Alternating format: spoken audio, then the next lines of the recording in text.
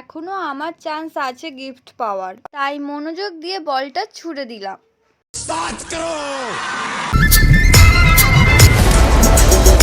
মেলাতে গিয়ে 20 টাকার গেম খেলে লাখ টাকার টিভি পেলাম।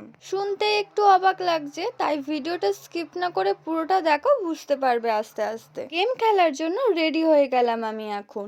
প্রথমে একবার বোর্ডের দিকে দেখে নিলাম যে কি লাগবে আমার এখন, টিভি লাগবে, হোম থিয়েটার লাগবে নাকি স্কুটি লাগবে। তারপর আর কি খুব মনোযোগ দিয়ে বলটা ছুড়ে দিলাম, দেখো কার ঘরে গেল। মনে মনে গুণ ভাগ যোগ করে হিসাব করে নিয়েছিলাম কতর ঘরে ফেলবো আমি, তো যেটা ভাবা হয় সেটা তো হয় না। আমি ফেলতে যাচ্ছিলাম 4-এর ঘরে, পড়ছিল 1-এর ঘরে, কখনো 0-র ঘরে, কখনো 2-এর ঘরে। তারপর আর কি বোর্ডের দিকে একবার দেখে নিলাম এখনো আমার গিফট পাওয়ার চান্স আছে কিনা। বোর্ডটা ভালোভাবে দেখার পর দেখলাম না না না, এখনো আমার চান্স আছে গিফট পাওয়ার, তাই মনোযোগ দিয়ে বলটা ছুড়ে দিলাম।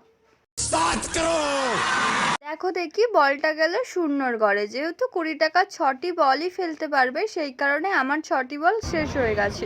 কিন্তু দেখো দেখি লাস্টে আমি কি গিফট পেলাম, একটা আটা চালু। দেবে না আমাকে? তুই কি ভেবেছিলি 20 টাকায় টিভি পাবি? এত সোজা নাকি আমাদের থেকে টিভি নেওয়া? गजब बेइज्जती है।